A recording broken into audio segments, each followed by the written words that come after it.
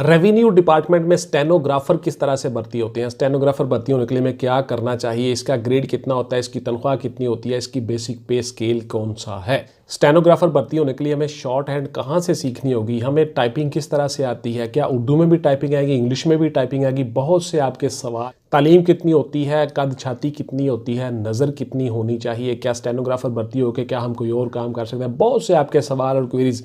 तो सबसे पहले आप ये सुन लें कि स्टेनोग्राफर क्राइटेरिया क्या होता है। मैं हूं जी रजा बुखारी और आप देख रहे हैं बुखारी स्पीक्स यूट्यूब चैनल। तो व्यूअर्स, इस चैनल पे मैं आपके लिए मुख्तलिफ सर्विस और रिलेटेड वीडियोस बनाता हूं, जिसमें मैं आपको बताता हूं कि आपने उन जॉब्स के मराहिल से किस तरह से गुजरना है जिनके लिए आपने अप्लाई किया होता है। उनमें रिटन टेस्ट है, उनमें साइकोलॉजिकल असेसमेंट टेस्ट है, उसमें आपका इंटरव्यू है, वाइवा है। इन सब मराहिल से आपने किस तरह से गुजरना होता है, ये सारी की सारी डिटेल मैं आपको इन वीडियोस में बताता हूं। बहुत सी मेरी वीडियोस पड़ी हुई हैं चैनल पे, इंटरव्यू के मतलब, रिटन एग्जाम्स के मतलब, बहुत सी ऐसी चीजें मालूमाती आप उनसे फायदा हासिल कर सकते हो। तो सबसे पहले क्राइटेरिया सुन लीजिए जी। आपकी तालीम जो है वो FA FSC और इक्वलेंट होनी चाहिए। FA FSC और इक्वलेंट वाले तमाम बच्चे स्टेनोग्राफी के लिए अप्लाई कर सकते हैं रेवेन्यू डिपार्टमेंट में। ग्रेड 15 के आप ऑफिसर होते हो जी, अच्छा खासा रैंक है आपका, अच्छी खासी तनख्वाह होती है। ये सारी चीज़ें बारी बारी मुझसे आप सुनते जाओ। आपकी उम्र जो है वो 18 साल से लेकर 25 साल तक होनी चाहिए। 5 साल आपकी जनरल एज रिलैक्सेशन है और इस तरह से आप 18 से 30 साल तक अप्लाई कर सकते हो। इसमें जो गर्ल्स हैं वो भी हिस्सा ले सकती हैं और गर्ल्स की जो उम्र है वो 18 से 28 साल और 5 साल एज रिलैक्सेशन बन के वो टोटल हो गई 33 ईयर्स। यानी गर्ल जो है वो 18 से 33 साल के दरमियान तक अप्लाई कर सकती हैं।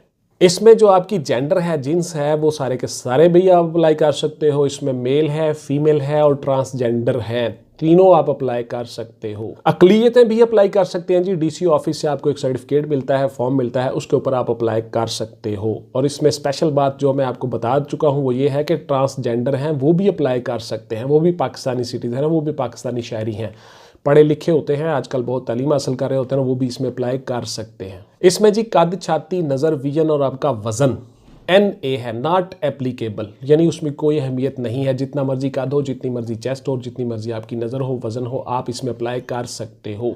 आपकी जो है वो नज़र जो है वो ग्लासेस और बगैर ग्लासेस दोनों तरह से 6/6 होनी चाहिए, विद और विदाउट ग्लासेस चल जाएगी।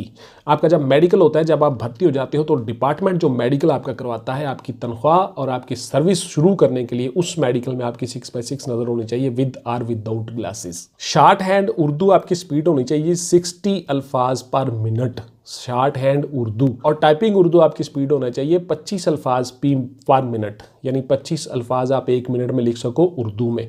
इसी तरह से शॉर्ट हैंड उर्दू की आपकी स्पीड होनी चाहिए 60 अल्फाज पर मिनट। उसके बाद जी शॉर्ट हैंड जो इंग्लिश में है उसकी आपकी 70 अल्फाज होने चाहिए पर मिनट, यानी 70 वर्ड्स पर मिनट आपकी स्पीड होनी चाहिए शॉर्ट हैंड इंग्लिश की। और इंग्लिश टाइपिंग की आपकी स्पीड होनी चाहिए 35 अल्फाज पर मिनट, यानी 35 अल्फाज आप पर मिनट उसमें लिख सकते हो आपकी इंग्लिश की जो टाइपिंग है। तो इस तरह से आप इसमें कामयाब हो जाते हो। इसके साथ जो आपका जो कंप्यूटर है जी वो सुन ले गौर से। आपको MS word, MS works, Microsoft Excel, उसके बाद फिर आपका पावर पॉइंट, उर्दू, ये सारी चीज़ें आपको आनी चाहिए, बिकॉज आपने स्टेनोग्राफर के तौर पे काम करना है और कंप्यूटर के ऊपर ही आपने काम करना होता है। तमाम डाटा आपने कंपाइल करना है अपनी सुपरविजन में और आपको कंप्यूटर बड़ी अच्छी तरह से आना चाहिए। कंप्यूटर के डिप्लोमाज, कंप्यूटर की डिग्रीज, कंप्यूटर के सर्टिफिकेट, वो भी आप अपने डॉक्यूमेंटेशन के साथ लगाओगे। डॉक्यूमेंटेशन जो है इसकी वो सारे के सारे कागजात, डॉक्यूमेंट्स आपके तलीमी इसनाद, CNIC, डोमिसाइल, 10 अदद पासपोर्ट साइज तस्वीर, 3 सेट आपके टेस्टिमोनियल्स के, वो सारे के सारे आप लगा के साथ अप्लाई करोगे। 2 अपने पास रखोगे, 1 आप अप्लाई करने के लिए भिजवा दोगे। सिलेक्शन क्राइटेरिया क्या है, किस किस मराहिल से आपको गुजरना है, आप वो गौर से सुन लें जी। सबसे पहले आपका होगा इंग्लिश शॉर्ट हैंड का टेस्ट होगा। इंग्लिश शॉर्ट हैंड का test Punjab police service commission आपका लेगा। उस टेस्ट में, उस मरहले में आप पास हो गए, जैसा कि आपको मैं बता चुका हूँ कि इंग्लिश शॉर्ट हैंड की आपकी स्पीड होगी 70 अल्फाज पर मिनट, उससे ज़्यादा ही होनी चाहिए। कंपटीशन होता है इसलिए आपने उसकी अच्छी तरह से मशक और प्रैक्टिस करनी है। उसमें आप पास हो गए, फिर आप अगले मरहले में आ गए। अगले मरहले में आपका होगा जी इंग्लिश टाइपिंग का टेस्ट। इंग्लिश टाइपिंग में 35 अल्फाज पर मिनट है, वो मैंने आपको बता दिया।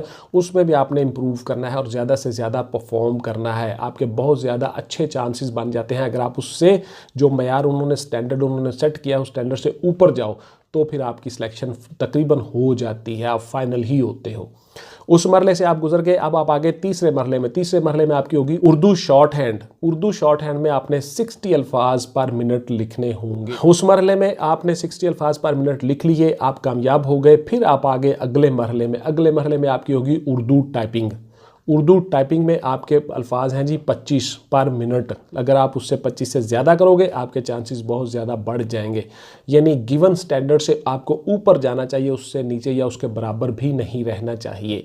तो आप इस तरह से उस मरहले में आ जाओगे। अब आप उस मरहले में भी कामयाब हो गए, ये 4 मराहल आपके गुजर गए। अब आपका होगा जी कंप्यूटर का टेस्ट। कंप्यूटर में आपको मैंने बता दिया, आपका MS वर्क्स है, MS वर्ड है, उसके बाद आपकी शीट है, ऑफिस है, उसके बाद आपका उर्दू है, पावर पॉइंट है। ये सारे के सारी चीज़ें आपने करनी हैं।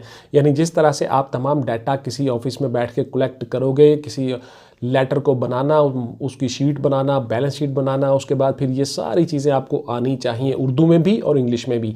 इसी तरह से आपको, इसी वजह से आपका उर्दू का भी टेस्ट लिया जा रहा है शॉर्ट हैंड का, और इंग्लिश का भी टेस्ट लिया जा रहा है शॉर्ट हैंड का। इंग्लिश का भी टाइपिंग का टेस्ट लिया जा रहा है, उर्दू का भी टाइपिंग का टेस्ट लिया जा रहा है। आपको कंप्यूटर आना चाहिए। स्टेनोग्राफर का बेसिक काम ही यही है। उसने कंप्यूटर के ऊपर बैठ के सारा डाटा कलेक्ट करना होता है, चिट्ठियाँ लिखनी होती हैं, लेटर लिखने होते हैं, लेटर रिसीव करने होते हैं, उन लेटर्स के फिर से जवाब लिखने होते हैं, मुख्तलिफ डिपार्टमेंट के साथ उसकी कोरस्पॉन्डेंस होती है। तो स्टेनोग्राफर ने ही ये सारा काम करना होता है। उसके पास जी 2, 4, 10 असिस्टेंट होते हैं। उन असिस्टेंट ने सारा मिलकर काम करना होता है। स्टेनोग्राफर ने सुपरविजन करनी होती है, लेकिन इसको सारे के सारे काम का पता होना चाहिए। तो इस तरह से आपकी ये सारे के सारे मराहल हो गए। फिर आपका होगा जी फाइनल इंटरव्यू। इंटरव्यू में आपने किस तरह से परफॉर्म करना है, बहुत सी मेरी वीडियोस पड़ी हुई हैं चैनल पे, गौर से देख लीजिएगा। उन वीडियो से आपको बहुत सी मदद मिल जाएगी। मैंने एक एक चीज़ बताई हुई है, आपने किस तरह से बैठना है, किस तरह उठना है, आपका बॉडी पोस्चर कैसा होना चाहिए, आपकी बॉडी लैंग्वेज कैसी होनी चाहिए। एक एक चीज़ मैंने तरतीब आपको बताई हुई है। इंटरव्यू में किस तरह से आपके सवाल आते हैं, कौन कौन से सवाल आते हैं, वो भी सारी चीज़ें मैंने आपको डिफाइन की हुई हैं एक एक वीडियो में। यहाँ पे मैं आपको मुख्तसर बता देता हूँ जी। सबसे पहले आपका होता है फैमिली बैकग्राउंड, आपसे पूछी जाती है, आपके सिबलिंग्स पूछे जाते हैं, आपसे अपनी ज़ात के बारे में पूछा जाता है। उसके बाद फिर आपकी एजुकेशन आ जाती है। एजुकेशन जब आपकी कंप्लीट हो गई, बहुत सी चीज़ें आपसे पूछ ली गई, देन आपके फ्यूचर प्लान्स और आपकी हॉबीज़, और उसके बाद फिर आपके नेशनल लेवल पे इंफॉर्मेशन कितनी है, आपको जनरल नॉलेज कितना है, करंट अफेयर्स के साथ कितना टच हो, और इंटरनेशनल लेवल पे आप जनरल नॉलेज और करंट अफेयर्स के साथ कितना टच हो। ये सारी की सारी चीज़ें, पर्सनैलिटीज़, हर चीज़ आपसे पूछ ली जाती है। उसके बाद फिर उसी जॉब के मुतल्लिक आपसे कुछ सवाल हो सकते हैं। तो इस तरह से आपका इंटरव्यू हो जाता है। इंटरव्यू में आप कामयाब हो गए, आपको ऑफर लेटर मिलेंगे। पब्लिक सर्विस कमीशन जो है वो रिकमेंड करेगा आपको कि ये मौजूद कैंडिडेट हैं, ये मौजूद उम्मीदवार हैं, तो स्टेनोग्राफर रेवेन्यू डिपार्टमेंट का आपके ऑर्डर करेगा। रेवेन्यू डिपार्टमेंट में आपके ऑर्डर हो गए, आपकी मेडिकल हो गया, आपकी तनख्वाह पे शुरू हो गई। अब मैं बताता हूँ आपकी पोस्टिंग कहाँ कहाँ हो सकती है, बिकॉज मेंटली आप प्रिपेयर हो जाओ और आप उसी पोस्टिंग के मुताबिक काम करो। तो सबसे पहले आपकी पोस्टिंग हो सकती है किसी असिस्टेंट कमिश्नर के ऑफिस में। असिस्टेंट कमिश्नर के ऑफिस में हो सकती है आपकी पोस्टिंग, वहाँ पे आप बतौर स्टेनोग्राफर के काम कर सकते हो। डिप्टी कमिश्नर के ऑफिस में पोस्टिंग हो सकती है, वहाँ पे स्टेनोग्राफर के तौर पे काम कर सकते हो। किसी न किसी कमिश्नर के तौर पे ऑफिस में आपकी पोस्टिंग हो सकती है, वहाँ पे स्टेनोग्राफर के तौर पे काम करते हो। आप कोई TMA में ऑफिस में हो सकती है, TMA में काम कर सकते हो।